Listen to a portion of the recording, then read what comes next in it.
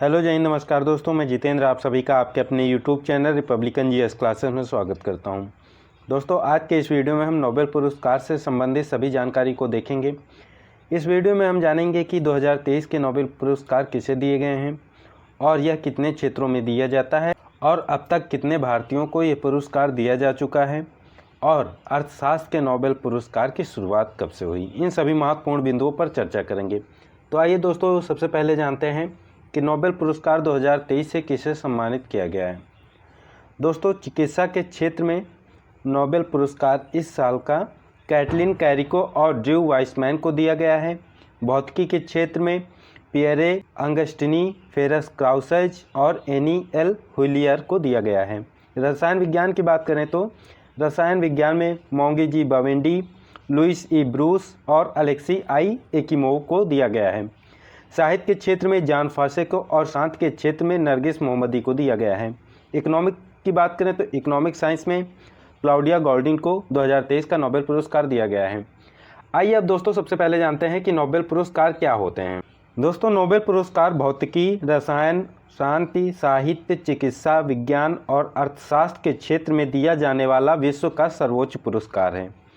इनमें से प्रत्येक पुरस्कार एक अलग समिति द्वारा प्रदान किए जाते हैं, जैसे कि कारोलिंस्का इंस्टीट्यूट औषध यानी कि मेडिसिन के क्षेत्र में नोबेल पुरस्कार प्रदान करती है और the royal Swedish academy of sciences भौतिकी, अर्थशास्त्र, रसायन शास्त्र और साहित्य के क्षेत्र में नोबेल पुरस्कार प्रदान करती है।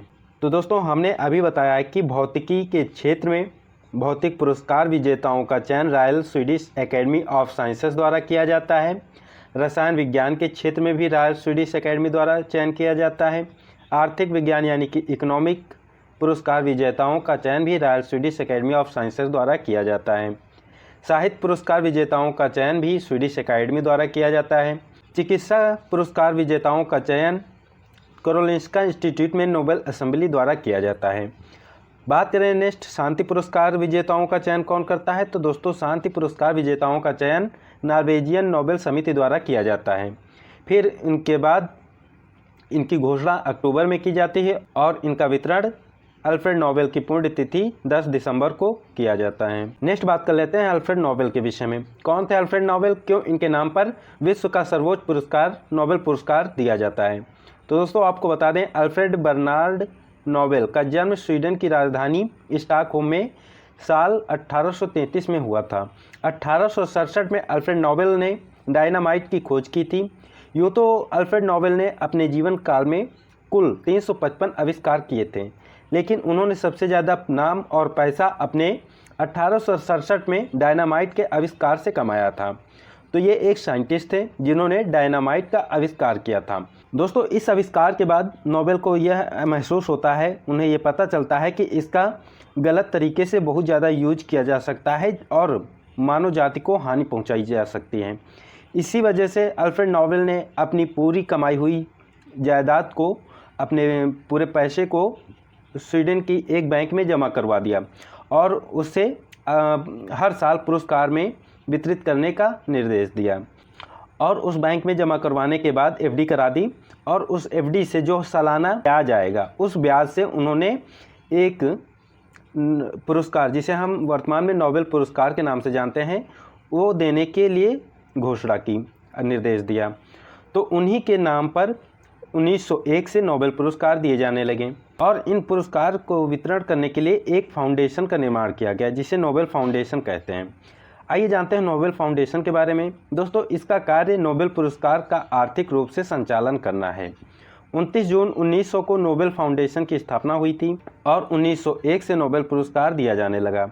नोबेल फाउंडेशन में 5 लोगों की टीम होती है, जिसका मुखिया स्वीडन की किंग ऑफ काउंसिल द्वारा चुना जाता है और बाकी 4 सदस्य पुरस्कार वितरक संस्था के न्यासी यानी कि ट्रस्टियों द्वारा चुने जाते हैं।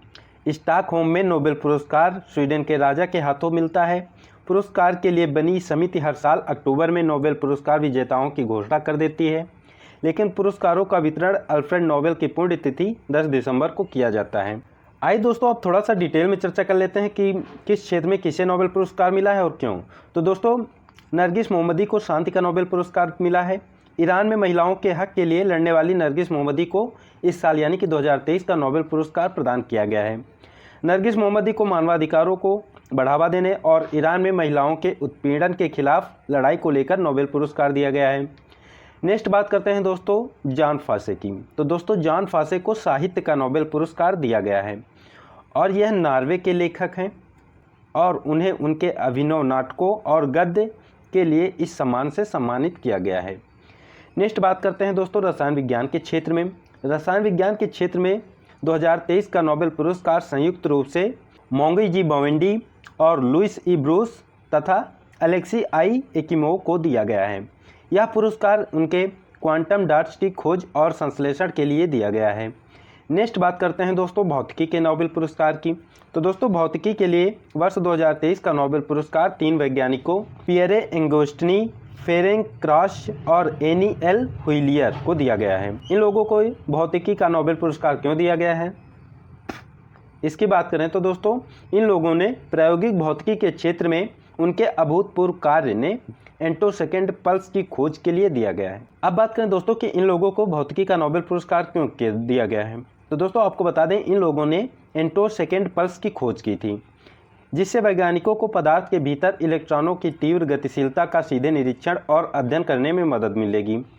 एंटोसेकेंड पल्स क्या है। तो दोस्तों एंटोसेकेंड पल्स प्रकाश का एक बहुत ही अल्पकालीन विस्फोट है जो सिर्फ एंटोसेकेंड तक रहता है। दोस्तों आपको बता दें एंटोसेकेंड असल में सेकेंड की सूक्ष्मतम इकाई है। एक सेकेंड में उतने ही एंटोसेकेंड होते हैं जितने करीब 31.71 अरब वर्ष में सेकेंड होते हैं। दूसरे शब्दों में हम दोस्तों कह सकते हैं कि जितने सेकेंड ब्रह्मांड की उत्पत्ति से अब तक बीत चुके हैं उतने ही एंटोसेकेंड एक सेकेंड में होते हैं। नेक्स्ट बात करते हैं दोस्तों कि मेडिसिन के क्षेत्र में यानी कि चिकित्सा के क्षेत्र में नोबेल पुरस्कार 2023 से किसे सम्मानित किया गया है। तो दोस्तों चिकित्सा के क्षेत्र में कैटलिन कैरिको और ड्रू वाइसमैन को संयुक्त रूप से दिया गया है। इन्हें क्यों दिया गया है इसकी अगर बात करें तो दोस्तों यह पुरस्कार इन्हें इसलिए दिया गया है क्योंकि इन लोगों ने कोविड-19 महामारी के खिलाफ कारगर mRNA वैक्सीन बनाने में मदद की थी। कैटलिन मूल रूप से हंगरी के रहने वाले हैं और वाइसमैन अमेरिकी नागरिक हैं। नेक्स्ट बात करते हैं दोस्तों इकोनॉमिक साइंस के नोबेल प्राइज़ की। तो दोस्तों आपको बता दें इकोनॉमिक साइंस का नोबेल पुरस्कार 2023 में क्लॉडिया गोल्डिन को दिया गया है। गोल्डिन इस पुरस्कार से सम्मानित होने वाली तीसरी महिला हैं। इनसे पूर्व वर्ष 2009 में यह पुरस्कार एलिनोर एस्ट्रोम और ओलिवर ई विलियमसन को दिया गया था। वर्ष 2019 में एस्थर डुफ्लो तथा उनके सहयोगी अभिजीत बनर्जी तथा माइकल क्रेमर को यह पुरस्कार दिया गया था। Royal Swedish academy of sciences ने पिछले साल अर्थशास्त्र में नोबेल पुरस्कार Ben S बर्नानके, Douglas W diamond और फिलिप एच डायबिग को दिया था। तो दोस्तों कभी कभी पूछ लेता है कि पिछले साल इकोनॉमिक के क्षेत्र में किसे नोबेल पुरस्कार से सम्मानित किया गया था। तो दोस्तों याद रखना एस बर्नानके, डगलस डब्ल्यू डायमंड और डायबिग को दिया गया था। नेक्स्ट बात करते हैं दोस्तों इकोनॉमिक यानी कि अर्थशास्त्र में नोबेल पुरस्कार के बारे में। तो दोस्तों अर्थशास्त्र के क्षेत्र में पहले यह पुरस्कार नहीं दिया जाता था, यानी कि अर्थशास्त्र के क्षेत्र में नोबेल पुरस्कार नहीं दिया जाता था। अर्थशास्त्र के क्षेत्र में नोबेल पुरस्कार की स्थापना 1968 में हुई थी। स्वीडन के केंद्रीय बैंक स्वेगरिस रिक्सबैंक ने अपनी 300वीं वर्षगांठ के अवसर पर डायनामाइट के आविष्कारक और नोबेल पुरस्कार के संस्थापक अल्फ्रेड नोबेल की याद में यह पुरस्कार देने की शुरुआत की थी। इसे आधिकारिक तौर पर अल्फ्रेड नोबेल की स्मृति में अर्थशास्त्र में स्वेगरिस रिक्सबैंक पुरस्कार कहा जाता है। अर्थशास्त्र के क्षेत्र में यह पहला नोबेल पुरस्कार 1969 में नॉर्वे के रैग्नर एंथोन किटील फ्रिस और नीदरलैंड के यान टिरबेरगेन को दिया गया था। तो दोस्तों हमने 6 क्षेत्र में देख लिया कि नोबेल पुरस्कार वर्तमान में कुल 6 क्षेत्रों में दिया जाता था। मूल रूप से यह सिर्फ 5 क्षेत्रों में दिया जाता था। वो क्षेत्र कौन कौन से हैं। तो दोस्तों फिजिक्स यानी कि भौतिक विज्ञान, रसायन विज्ञान, चिकित्सा, साहित्य और शांति, ये 5 क्षेत्रों में दिया जाता था। फिर 1968 में स्वीडन की बैंक स्वेगरिस रिक्सबैंक ने अपनी 300वीं वर्षगांठ पर अर्थशास्त्र में नोबेल पुरस्कार देने की स्थापना की और पहला नोबेल पुरस्कार 1969 में दिया गया।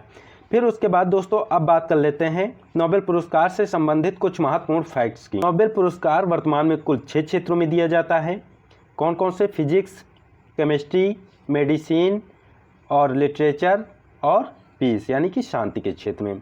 1968 में अर्थशास्त्र के नोबेल पुरस्कार की शुरुआत होती है और पहला अर्थशास्त्र का नोबेल पुरस्कार 1969 में दिया गया था। नेक्स्ट पॉइंट आता है दोस्तों कि 10 दिसंबर 1901 में जब पहली बार नोबेल पुरस्कार वितरित किए गए थे तो कितने क्षेत्रों में दिए गए थे? तो दोस्तों रसायन शास्त्र, भौतिक शास्त्र, चिकित्सा शास्त्र, साहित्य और विश्व शांति के लिए पहली बार नोबेल पुरस्कार दिए गए थे, यानी कि कुल 5 क्षेत्रों में। उसके बाद नेक्स्ट पॉइंट बनता है दोस्तों अर्थशास्त्र के लिए नोबेल पुरस्कार की शुरुआत कब हुई थी? तो 1968 में हुई थी। नेक्स्ट पॉइंट दोस्तों पहली बार अर्थशास्त्र के लिए नोबेल पुरस्कार कब दिए गए थे? तो 1969 में दिए गए थे। नेक्स्ट पॉइंट दोस्तों बेहद ही इंपॉर्टेंट है कि सबसे कम उम्र में किसे नोबेल पुरस्कार से सम्मानित किया गया था? तो दोस्तों आपको बता दें मलाला यूसुफजई ने सबसे कम उम्र में नोबेल पुरस्कार जीता था, जिन्हें 2014 में केवल 17 वर्ष की उम्र में शांति का पुरस्कार दिया गया था। नेक्स्ट पॉइंट है दोस्तों अमेरिकी वैज्ञानिक लियोनिद हुर्विज सबसे उम्र दराज नोबेल पुरस्कार विजेता हैं। उन्होंने 2007 में 90 वर्ष की उम्र में अर्थशास्त्र के क्षेत्र में नोबेल पुरस्कार जीता था। नेक्स्ट है दोस्तों सबसे बेहद इंपॉर्टेंट, कभी कभी क्वेश्चन बन जाता है, कई सारे नाम दे देता है और उनमें पूछ लेता है कि इनमें से किसे नोबेल पुरस्कार नहीं दिया गया है। तो दोस्तों यहाँ पर एक पॉइंट याद रखना, महात्मा गांधी जी जिनका पूरा नाम मोहनदास करमचंद गांधी जी था, उनका 5 बार नोबेल पुरस्कार के लिए नाम भेजा गया, मनोनीत किया गया, लेकिन उन्हें अभी तक एक भी बार पुरस्कार नहीं दिया गया। नेक्स्ट पॉइंट है दोस्तों कि मैरी क्यूरी एकमात्र ऐसी महिला हैं जिन्हें 1903 में भौतिकी में नोबेल पुरस्कार और 1911 में रसायन विज्ञान में नोबेल पुरस्कार से सम्मानित किया गया था। तो दोस्तों याद रखना यहाँ पर क्वेश्चन ऐसे बन सकता है कि निम्नलिखित में से कौन है जिन्हें 2 अलग अलग क्षेत्रों में नोबेल पुरस्कार से सम्मानित किया गया था? तो दोस्तों याद रखना मैरी क्यूरी एकमात्र ऐसी महिला हैं जिन्हें 1903 में भौतिकी का नोबेल पुरस्कार और 1911 में रसायन विज्ञान के क्षेत्र में नोबेल पुरस्कार से सम्मानित किया गया था। नेक्स्ट पॉइंट है दोस्तों फ्रेडरिक सेंगर एकमात्र ऐसे नोबेल पुरस्कार विजेता हैं जिन्हें 1958 और 1980 में 2 बार रसायन शास्त्र के क्षेत्र में नोबेल पुरस्कार दिया गया था। नेक्स्ट पॉइंट है दोस्तों पहला नोबेल शांति पुरस्कार 1901 में हेनरी डूनेट स्विट्जरलैंड से जो थे और फ्रेडरिक पैसी जो कि फ्रांस से थे, इन्हें दिया गया था। नेक्स्ट है दोस्तों नोबेल शांति पुरस्कार ही एकमात्र ऐसा पुरस्कार है जो कि स्टॉकहोम में नहीं दिया जाता है। इस पुरस्कार को 10 दिसंबर को नॉर्वे के राजा की उपस्थिति में ओस्लो में अल्फ्रेड नोबेल की मौत की पुण्यतिथि के मौके पर दिया जाता है। दोस्तों अब नेक्स्ट बात करते हैं कि अब तक कितने भारतीयों को नोबेल पुरस्कार दिया जा चुका है। तो दोस्तों आपको हम बता दें रविन्द्रनाथ टैगोर सबसे पहले व्यक्ति थे जिन्हें नोबेल पुरस्कार से सम्मानित किया गया था। दोस्तों भारतीय की बात कर रहा हूं मैं यहाँ पे कि पहले भारतीय जिन्हें 1913 में साहित्य के लिए नोबेल पुरस्कार दिया गया था, इन्हें इनकी रचना गीतांजलि के लिए नोबेल पुरस्कार से सम्मानित किया गया था। नेक्स्ट है दोस्तों सीवी रमन जी को भौतिक विज्ञान में 1930 में नोबेल पुरस्कार से सम्मानित किया गया था। उसके बाद हरगोविंद खुराना को मेडिसिन यानी दवा के क्षेत्र में 1968 में इस पुरस्कार से नोबेल पुरस्कार से सम्मानित किया गया था। नेक्स्ट है मदर टेरेसा को शांति के क्षेत्र में 1979 में नोबेल पुरस्कार से सम्मानित किया गया था। नेक्स्ट है सुब्रमण्यम चंद्रशेखर को भौतिक विज्ञान के क्षेत्र में 1983 में नोबेल पुरस्कार दिया गया था और अमर्त्य सेन को अर्थशास्त्र के क्षेत्र में 1998 में दिया गया था। वेंकट रमन रामकृष्णन को रसायन विज्ञान के क्षेत्र में 2009 में नोबेल पुरस्कार से सम्मानित किया गया था और कैलाश सत्यार्थी को शांति के क्षेत्र में 2014 में सम्मानित किया गया था नोबेल पुरस्कार से और अभिजीत बनर्जी को अर्थशास्त्र के क्षेत्र में 2019 में नोबेल पुरस्कार से सम्मानित किया गया था। तो दोस्तों ये रही छोटी सी जानकारी नोबेल पुरस्कार के विषय में। उम्मीद है दोस्तों ये वीडियो आपको पसंद आया होगा। अगर पसंद आया है तो प्लीज़ इसे लाइक शेयर और सब्सक्राइब करें। थैंक यू दोस्तों, मिलते हैं नेक्स्ट वीडियो में।